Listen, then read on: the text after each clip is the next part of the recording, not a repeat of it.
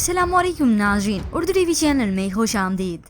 Viewers, drama serial बनो के next episode में आप देखेंगे रमशा और निहाल की वालदा की चालें हो गई ना शुरू।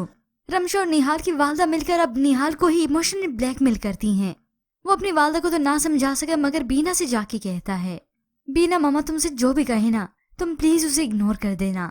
अब ये बीना की अच्छाई थी कि वो निहाल को तसल्ली देती है, आपसे जुड़ा जो भी शख्स होगा मैं उसकी दिलो जान से इज्जत करूंगी, उसे अहमियत दूंगी। ये सुनकर निहाल का दिल भी बड़ा हो जाता है, मगर बीना के ऐसे सोचने और करने से कोई फायदा नहीं। रमशा और निहाल की वालदा ने तो आग लगा के ही रहनी है।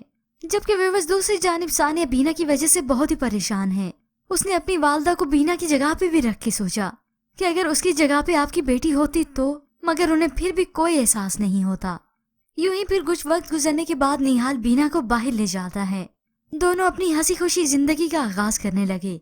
वापसी पर फूल वाला उन्हें गजरे पेश करता है, मगर अब बीना और निहाल को कोई अंदाजा नहीं था कि जब वो वापस लौटेंगे तो क्या तमाशा देखने को मिलेगा।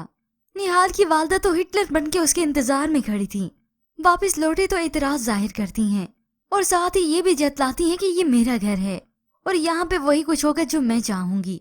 तो निहाल की बर्दाश्त की हद भी खत्म होती है, तो अब अपनी वालदा को वो अपना फैसला सुनाता है कि मैं दूसरे घर में शिफ्ट हो जाता हूँ। यह सुनकर भी निहाल की वालदा ने बीना पे ही नुक्ताचीनी की।